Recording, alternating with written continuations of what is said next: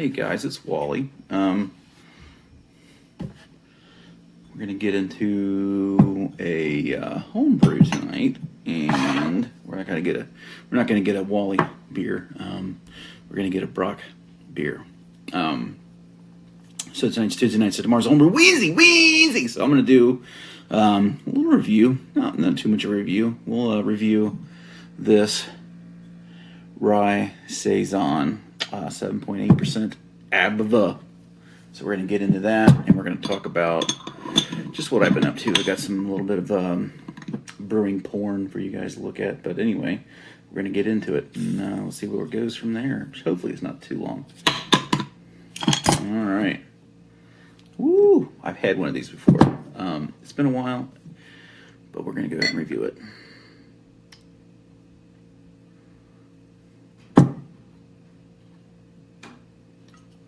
Leave all the stuff in the bottom.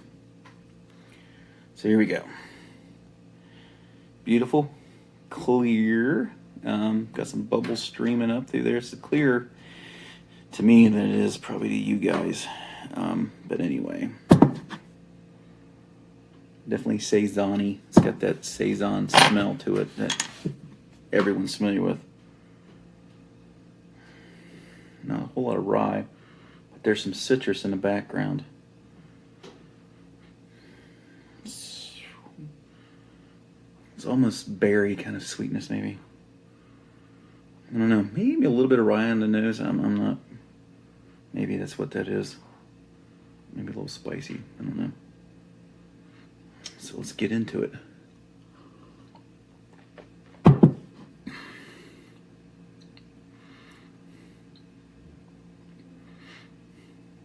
Definitely got a little bit of spice to it. Definitely, you can definitely tell it's saison. It's got that kind of funky thing, but there's just kind of like I don't know what the finishing gravity on this, but there's kind of this kind of sweetness. Not bad. It's just not super dry, which you think saison's gonna be super dry. I mean, it's dry. Don't get me wrong. I'm not saying it's sweet, but there's.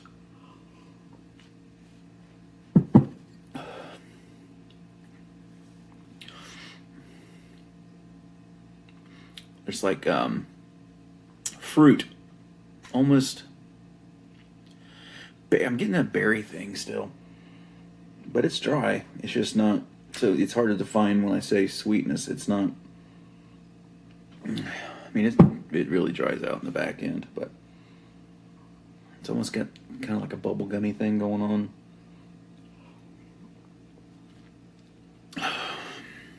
But it's good. Pretty good. It's got a really nice mouthfeel. I don't know how much rye you used. Rye does a couple things for you. You know, it enhances body. Rye has a character that really enhances citrus and fruity notes, as well as bringing that kind of spiciness to it that people associate with rye. But this is a good beer, Brock. Really good. So I'm gonna keep drinking on that. We'll talk about what I've done. What I've been up to. My Pilsner, still cold crashing. It's been cold crashing now for, I don't know, probably close to a week. So I'm gonna go ahead. I need to clear a keg. So I need to drink the pumpkin collab beer, or I need to bottle the barley wine. I need to clear out some keg space. So it's just gonna hang out. It's hanging out right now at 48. So I'll just let it go. I had a gravity sample the other day, and I'm a little concerned. It's a little bitter, a little more bitter than what I had thought it should have been. It's only got, it's 35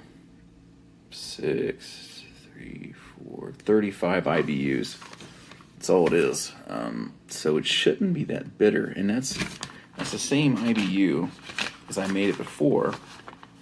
Yeah, this is the same as it was when I used Saz, but this one I use a Neo Mexicana variety called Neo 1. Same hop schedule, same IBU level, so maybe it's just because there is some hop still in suspension. Maybe that'll go away. Hoping it goes away. It's not good. It's not what I want. So anyway, that's sitting in there under pressure, cold crashing. Now, my exciting stuff that I teased you guys with last week was this, right? Let me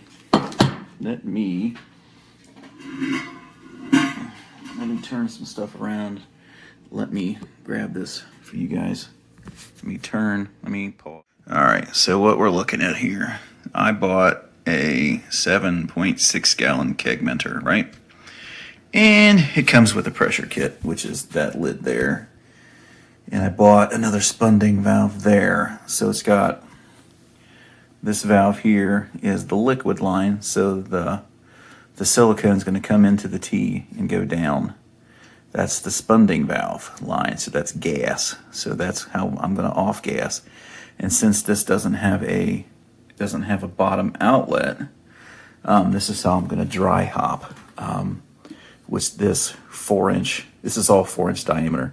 This is a 4-inch diameter, 4-inch tall spool, is what it's the trade name is, right, for this. And this is a 4-inch lid, and this is all quarter MPT threads. So I've got another gas line here, and this is a 25 psi pressure relief valve. So this is how, well, this is obviously the valve. Now this is wide open, so I can charge. I put my hops in here, hops in there, purge, charge it up with psi, whatever I need to do, purge, pressurize, then and I can just pull this lever, boop, and push it down. Then I'll dry hop it, so everything should go down this T into the hole.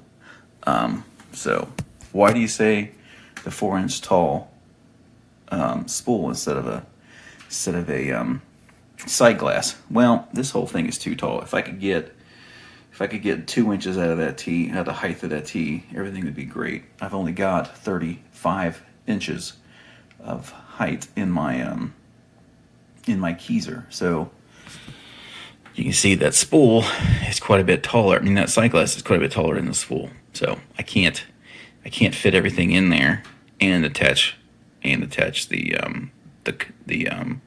CO2 to my post.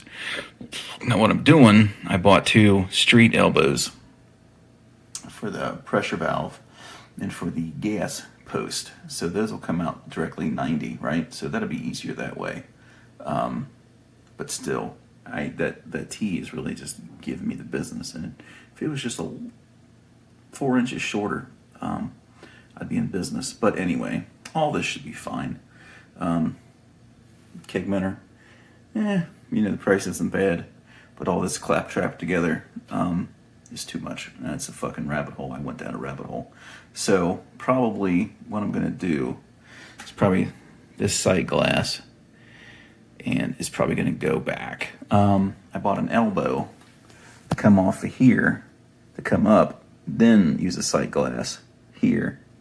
Then I was gonna hang my valve off the elbow, but I was gonna have the cap on here because I was afraid that the silicone line would kink, and it will not. So I can use it that way. So I don't need the elbow, and right now I don't need the sight glass. I have no capability of using sight glass, but so that'll kind of redeem some of the money that I've spent, because it's a rabbit hole and I've spent too much money. But anyway, all right, guys. I'm gonna stop this and turn it back. So yeah, this sight glass is heavy. All that 4-inch stuff is heavy. So what I'm gonna do, I'm gonna get rid of at least one brew bucket. I've got some stuff I need to get to sell. That'll just kind of offset the cost.